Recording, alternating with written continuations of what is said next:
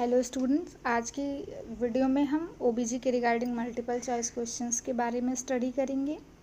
हमारा first question है, breast feeding does not allowed in which condition, यानी कि कौन सी कंडीशन में ब्रेस्ट फीडिंग जो है वो अलाउड नहीं होता है। फर्स्ट है HIV, नेक्स्ट है ब्रेस्ट सर्जरी, नेक्स्ट है hepatitis B and C infection, next है ऑल द एबव। तो हमारा जो करेक्ट आंसर है वो है answer number D, all the above.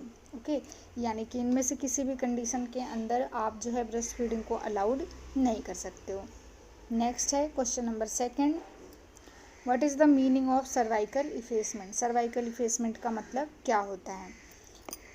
First option है सर्वाइकल डायलेशन, नेक्स्ट है सर्वाइकल थिनिंग, नेक्स्ट है क्राउनिंग, नेक्स्ट है water bag formation.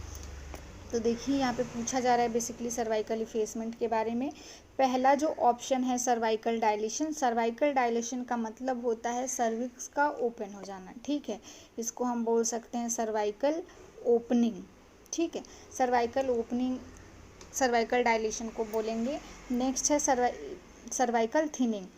Cervical thinning का मतलब होता है सर्वाइकल इफेसमेंट, यानी कि सर्विक्स का पतला हो जाना। सर्वाइकल इफेसमेंट को बेसिकली सर्वाइकल थिनिंग भी हम बोल सकते हैं, यानी कि हमारा करेक्ट ऑप्शन है ऑप्शन नंबर सेकंड, यानी कि B। पर हम चारों ऑप्शन के बारे में बात करेंगे। नेक्स्ट है हमारा ऑप्शन क्राउनिंग। क्राउनिंग का मतलब क्या होता है। क्राउनिंग का मतलब बेसिकली देखिए, जब लेबर का प्रोसेस चल रहा है तो लेबर के प्रोसेस के सेकंड स्टेज में हमको क्राउनिंग जो है वो देखने को मिलता है। लेकिन क्राउनिंग कहते किसको हैं कि जब लेबर का प्रोसेस चल रहा है, लेबर हो रहा है, उस टाइम पे वेजाइना के थ्रू अगर आप बेबी के हेड को विजुअलाइज कर पा रहे हैं, यानी कि जो बेबी का हेड है, सर है, वो विजिबल है वेजाइना के थ्रू अगर आप देख रहे हैं, तो उसी को हम बेसिकली क्या बोलते हैं, क्राउनिंग। और ये लेबर के सेकंड स्टेज में देखने को मिलता है। ओके, तो जो बेसिकली लेबर का सेकंड स्टेज है उसके अंदर क्राउनिंग देखा जा सकता है। क्राउनिंग के अंदर बेबी का हेड बाहर से जो वेजाइना होता है उसके द्वारा विजिबल होता है। और क्राउनिंग बेसिकली हम उस स्टेज को भी बोलते हैं जब बेबी का हेड पूरी तरीके से बर्थ कैनाल में इंगेज हो गया, यानी कि वो वापस से ऊपर की तरफ नहीं जा सकता है, तब हम उसको क्राउनिंग बोलेंगे। अगर वो नीचे है फिर ऊपर चला जा रहा है, फिर नीचे आ रहा है, फिर ऊपर चला जा रहा है, तो बेसिकली उसको हम क्राउनिंग नहीं कहेंगे। क्राउनिंग तब कहेंगे जब वो आकर के पूरी तरीके से इंगेज हो गया है, फिक्स्ड हो गया है और हमें वेजाइना के थ्रू जो है वो दिख रहा है, तब हम उसको बोलेंगे क्राउनिंग। नेक्स्ट है option number D, water bag formation. Water bag formation basically क्या होता है, जब फीटल डेवलपमेंट हो रहा होता है, तो फीटल डेवलपमेंट के टाइम पे जो बेबी है, बेबी एक सैक के अंदर प्रेजेंट होता है। बेसिकली बेबी के चारों ओर फ्लूइड प्रेजेंट होता है या पाया जाता है, हम कह सकते हैं। तो बेसिकली इस फ्लूइड को हम बोलते हैं एमनियोटिक फ्लूइड, और ये फ्लूइड जिस कैविटी में प्रेजेंट होता है उसी कैविटी को हम बोलते हैं एमनियोटिक कैविटी। ओके, तो बेसिकली जो एमनियोटिक सैक है या एमनियोटिक कैविटी है उसको हम बैग ऑफ वाटर भी कहते हैं, यानी कि पानी की थैली, बैग ऑफ वाटर, है ना। तो ये बेसिकली एक तरीके से ये देखिए, ये सैक है, इसके अंदर ये फ्लूइड प्रेजेंट है और इसी के अंदर जो है बेबी है, यानी बेबी को चारों ओर से फ्लूइड जो है वो कवर करके रखता है। अब देखिए, जब लेबर हो रहा होता है और बच्चा नीचे की ओर आता है, नीचे की ओर जब बच्चा डिसेंट होता है, तो उस टाइम पे जो वाटर है वो दो पार्ट में जो है वो डिवाइड हो जाता है। कुछ जो वाटर है यहाँ पीछे की साइड में आकर के कलेक्ट हो जाता है और कुछ बेबी को आगे की तरफ से जो है वो कवर करता है। ठीक है, तो जो पीछे के साइड से वाटर बेबी को कवर कर रहा है कह सकते हैं हम, या फिर जो पीछे के साइड में प्रेजेंट है उसको हम बोलते हैं हिंड वाटर, और जो आगे के साइड में प्रेजेंट होता है हेड के साइड में उसको हम बोलते हैं फोर वाटर। ओके, नेक्स्ट है हमारा नेक्स्ट क्वेश्चन है क्वेश्चन नंबर 3,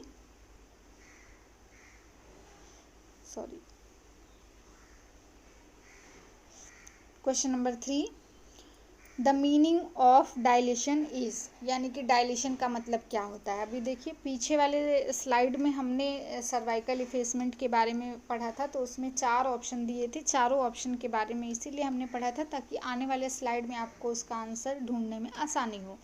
ओके, तो जो डायलेशन होता है, डायलेशन का मतलब क्या होता है, opening of cervix, opening of cervix. Okay, first option जो है इसमें करेक्ट ऑप्शन है, हमने पहले भी इसके बारे में डिस्कस कर लिया है। नेक्स्ट इसमें ऑप्शन है descent of head, descent of head का मतलब होता है हेड का नीचे आना। सर्वाइकल थिनिंग, नेक्स्ट वही है सर्वाइकल थिनिंग जो हमने पिछले स्लाइड में पढ़ा था, सर्वाइकल इफेसमेंट को बोलते हैं। और formation of retracting ring, retracting ring basically हम रिट्रैक्टिंग रिंग किसको बोल सकते हैं, इसका दूसरा नाम बंडल्स रिंग भी है, जो कि एक तरीके से एबनॉर्मल जंक्शन है 2 सेगमेंट के बीच में, किसके, यूट्रस के। जो सपोज ये यूट्रस है तो यूट्रस के लोअर सेगमेंट, अपर सेगमेंट और लोअर सेगमेंट, इन दोनों सेगमेंट के बीच का एक एबनॉर्मल जंक्शन है जिसको हम रिट्रैक्टिंग रिंग या बंडल ऑफ रिंग भी बोलते हैं। ओके, तो बेसिकली थर्ड क्वेश्चन का जो सही आंसर है वो है option number A. Next question है question number 4, the drug of choice for abortion is, abortion के लिए ड्रग ऑफ चॉइस क्या है। फर्स्ट है ऑक्सीटोसिन, नेक्स्ट है प्रोस्टाग्लैंडिन, नेक्स्ट है एर्गोमेट्रिन, नेक्स्ट है एंटीबायोटिक्स। तो आप सबको पता है एंटीबायोटिक्स तो हो नहीं सकता, ये बैक्टीरिया को रिमूव करने के लिए यूज़ किया जाता है, किल करने के लिए यूज़ किया जाता है। एर्गोमेट्रिन भी नहीं हो सकता है। तो बेसिकली हम फोकस करते हैं ऑक्सीटोसिन और प्रोस्टाग्लैंडिन पे। ऑक्सीटोसिन क्या है, ऑक्सीटोसिन बेसिकली यूटेराइन कॉन्ट्रैक्शन के लिए यूज़ किया जाने वाला मेडिसिन है। देखिए ऑक्सीटोसिन जो है वो किस लिए यूज़ होता है, जो है यूट्रस के कॉन्ट्रैक्शन को इंक्रीज़ करने के लिए यूज़ किया जाता है। तो बेसिकली इसके हम कह सकते हैं 2 मेन एक्शन होते हैं। पहला क्या है कि जब चाइल्ड बर्थ होता है उस टाइम पे या फिर लैक्टेशन के टाइम पे ऑक्सीटोसिन जो है वो कॉन्ट्रैक्शन का काम करता है। ठीक है, मिल्क इजैकुलेशन के टाइम पे भी ऑक्सीटोसिन वर्क करता है। वैसे हम ऐसा नहीं कहेंगे कि खाली यूटेराइन कॉन्ट्रैक्शन के लिए यूज़ होता है। ठीक है, कॉन्ट्रैक्शन के लिए यूज़ होता है बेबी के बर्थ के टाइम पे और लैक्टेशन के टाइम पे भी। दूसरा, जो यूटेराइन मसल्स होती हैं उनको स्टिमुलेट करने का भी काम करता है, जिसकी वजह से प्रोस्टाग्लैंडिन्स जो होते हैं वो रिलीज़ होते हैं। ओके, तो बेसिकली यहाँ पे जो ऑक्सीटोसिन है, ऑक्सीटोसिन के 2 काम हैं। पहला, एक तो बेबी के बर्थ के टाइम पे कॉन्ट्रैक्शन करना और फीडिंग के टाइम पे, बेसिकली लैक्टेशन के टाइम पे कॉन्ट्रैक्शन का काम करना है। दूसरा क्या है, जो यूटेराइन मसल्स होती हैं उनको कॉन्ट्रैक्ट होने के लिए ये स्टिमुलेट करता है, जिसकी वजह से जो है प्रोस्टाग्लैंडिन्स निकलते हैं। ठीक है, अब देखिए सेकंड ऑप्शन है प्रोस्टाग्लैंडिन्स। प्रोस्टाग्लैंडिन्स क्या होते हैं, बेसिकली इनको हम डाइनोप्रिस्टोन के नाम से भी जानते हैं। डाइनोप्रिस्टोन, डाइनोप्रिस्टोन बेसिकली यूज़ किस लिए होते हैं, ये जो यूटेराइन कंटेंट हैं उनको इवैक्यूएट करने के लिए या फिर लेबर के को इंड्यूस्ड करने के लिए हम इसको यूज़ करते हैं। ठीक है, तो जो ऑप्शन नंबर बी है ये यहाँ पे सही आंसर है, प्रोस्टाग्लैंडिन। प्रोस्टाग्लैंडिन का दूसरा नाम जो है वो है डाइनोप्रिस्टोन। ये बेसिकली किस लिए यूज़ होता है, जो यूट्रस है, यूट्रस के अंदर का जो भी कंटेंट है उसको इवैक्यूएट करने के लिए। इवैक्यूएट करने का मतलब क्या हो गया, खाली करना। खाली करने के लिए हम इसको यूज़ करते हैं, या फिर इसके अलावा हम लेबर इंडक्शन के लिए भी समटाइम प्रोस्टाग्लैंडिन्स यूज़ करते हैं। इंड्यूस्ड लेबर में ये यूज़ होता है। ओके, नेक्स्ट है question number 5, the meaning of Goodell sign is. Goodell sign का मतलब क्या होता है। ठीक है, गुडल साइन बेसिकली किसको कहते हैं, ऑप्शन नंबर ए है या फर्स्ट है, softening of the cervix, cervix का सॉफ्ट हो जाना। ठीक है, नेक्स्ट है softening of the isthmus, next है bluish discolouration of the vagina, next है टेम्पररी स्टॉपेज ऑफ मेंस्ट्रुएशन। चारों ऑप्शन के बारे में हम बात करेंगे। पहला जो है करेक्ट ऑप्शन है option number A, softening of the cervix, यानी सर्विक्स का सॉफ्ट हो जाना प्रेगनेंसी के टाइम पे, इसको हम गुडल साइन के नाम से जानते हैं। ठीक है, दूसरा है softening of the isthmus, of uterus इसमें हम आगे ऐड कर सकते हैं, यानी जो यूट्रस है, यूट्रस के स्थिमस का सॉफ्ट हो जाना बेसिकली क्या बोलते हैं, इसको हम हेगार साइन बोलते हैं, ठीक है, हेगार साइन। नेक्स्ट है bluish discolouration of the vagina, vagina का ब्लू कलर का हो जाना, इसको हम बोलते हैं जैकमियर साइन या फिर चैडविक साइन, दोनों सेम चीज़ है। नेक्स्ट है temporary stoppage of menstruation, menstruation का टेम्परेरी रूप से ना आना या बंद हो जाना या रुक जाना, इसको बेसिकली हम एमनोरिया के नाम से जानते हैं। तो यहाँ पे हमारा जो करेक्ट आंसर है वो है option number A, okay, softening of the cervix. Next है question number 6, bluish discolouration of the vagina and the cervix is known as, vagina और सर्विक्स का ब्लू हो जाना, ये हम प्रेगनेंसी के साइन के बारे में बात कर रहे हैं, ऐसे नहीं कि नॉर्मली आप सोचें कि ऐसा हो जा रहा है। Bluish discolouration of the vagina and cervix is known as, cervix और वेजाइना का ब्लू कलर का हो जाना या ब्लूइश डिस्कलरेशन हो जाना, इसको हम बेसिकली क्या बोलते हैं, Chadwick sign, Hegar sign, Goodell sign, McDonald sign, ठीक है। चैडविक साइन के बारे में हम अभी पीछे जस्ट डिस्कस किए थे, bluish discolouration of the vagina and cervix, इसको हम क्या बोलेंगे, Chadwick sign, option number A इसका करेक्ट आंसर है। हेगार साइन भी हमने अभी पीछे जस्ट डिस्कस किया था कि सॉफ्टनिंग ऑफ द यूटेराइन स्थिमस, जो यूट्रस का स्थिमस होता है उसका सॉफ्ट हो जाना बोलते हैं। गूडल साइन भी हमने पीछे अभी डिस्कस किया था, softening of the cervix. McDonald sign क्या होता है, मैकडोनाल्ड साइन बेसिकली हम कह सकते हैं कि किसको कहेंगे, ये यूट्रस का साइज़ चेक करने के लिए यूज़ किया जाता है या मेज़र करने के लिए यूज़ किया जाता है बेसिकली, जिसकी वजह से हम प्रेगनेंसी के टाइम पे फीटल ग्रोथ और डेवलपमेंट को एसेस कर पाएँ, ठीक है। तो मैकडोनाल्ड साइन जो है क्या होता है, अगर आप इसके बारे में बात करें तो इसको हम कैसे समझ सकते हैं कि मैकडोनाल्ड साइन जो है यूटेराइन साइज़ को मेज़र करने के लिए यूज़ किया जाता है, यानी कि इसके द्वारा हम यूट्रस के साइज़ को मेज़र करते हैं, जिससे हमें ये पता चलता है कि बच्चे का ग्रोथ और डेवलपमेंट कितना हुआ है, ओके। नेक्स्ट है क्वेश्चन नंबर 7,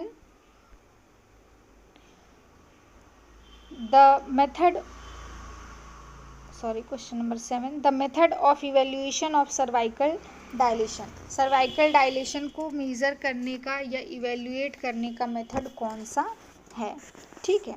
तो हमारा जो करेक्ट आंसर है वो है option number A, Bishop score. Bishop score को बेसिकली हम सर्वाइकल डायलेशन को इवेल्युएट करने के लिए यूज़ करते हैं, यानी कि इससे हमें ये पता चलता है कि सर्विक्स कितना जो है डायलेट हुआ है। ये एक तरीके से डिजिटल सर्वाइकल एग्जामिनेशन है किसी भी पेशेंट का, जिसका जो मिनिमम स्कोर होता है वो 0 होता है और जो मैक्सिमम होता है वो 13 होता है, ठीक है। इसमें हम सर्वाइकल डायलेशन, बेबी का पोजीशन, इफेसमेंट और सर्विक्स की कंसिस्टेंसी और फीटल स्टेशन, ये सारी की सारी चीज़ें जो है इसमें हम मेज़र कर सकते हैं।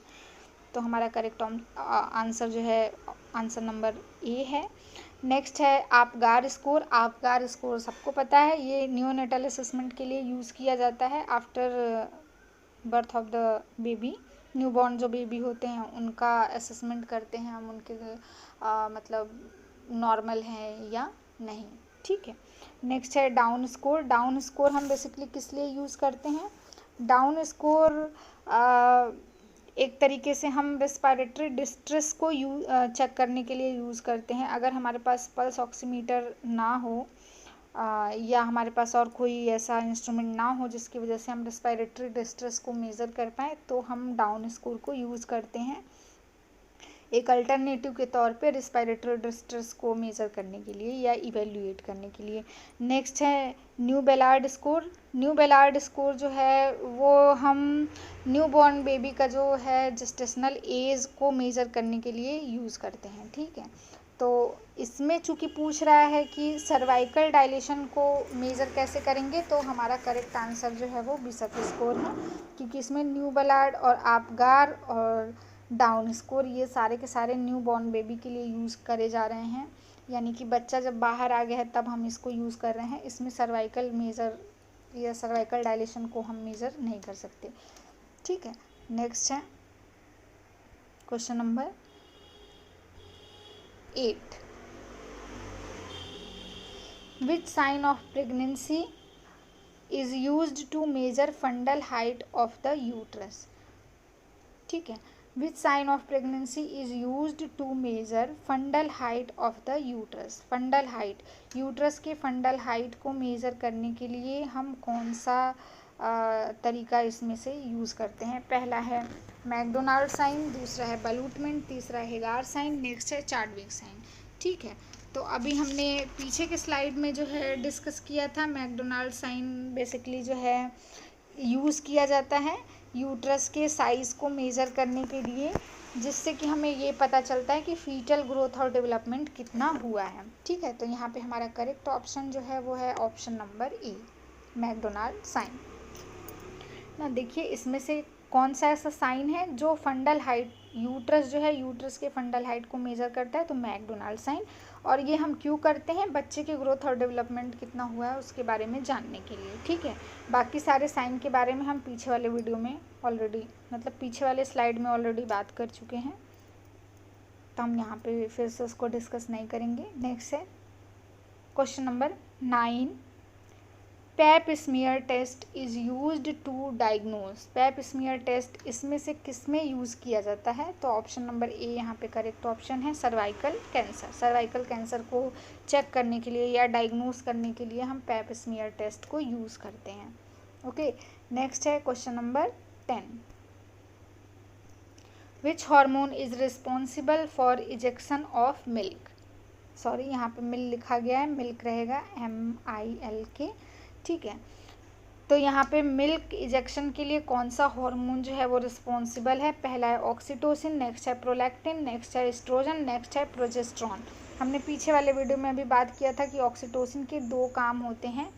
पहला हमने बात किया था कि जो है चाइल्ड बर्थ के टाइम पे और लैक्टेशन के टाइम पे कॉन्ट्रैक्शन के लिए ये हेल्पफुल होता है, यानी कॉन्ट्रैक्शन के लिए रिस्पॉन्सिबल होता है हम कह सकते हैं। तो यहाँ पे इजेक्शन ऑफ मिल्क पूछ रहा है। इजेक्शन ऑफ मिल्क का मतलब मिल्क को बाहर निकलना। मिल्क बाहर कब निकलेगा? जब कॉन्ट्रैक्शन होगा। ठीक है, तो यहाँ पे जो करेक्ट ऑप्शन है वो है ऑप्शन नंबर ए, ऑक्सीटोसिन। ऑक्सीटोसिन से बेसिकली जो है मिल्क का इजेक्शन होता है, यानी कि ऑक्सीटोसिन हार्मोन मिल्क इजेक्शन के लिए जो है वो रिस्पॉन्सिबल होता है। प्रोलैक्टिन किस लिए रिस्पॉन्सिबल है?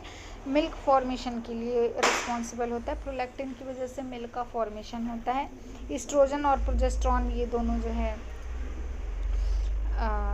मिल्क के रिगार्डिंग कोई काम नहीं करते हैं। ठीक है, ये यूटेराइन ग्रोथ के लिए रिस्पॉन्सिबल होते हैं बेसिकली। ठीक है, तो यहाँ पे हमने 10 मल्टीपल चॉइस क्वेश्चंस के बारे में स्टडी किया। आई होप आपको ये वीडियो अच्छा लगा होगा। Thank you.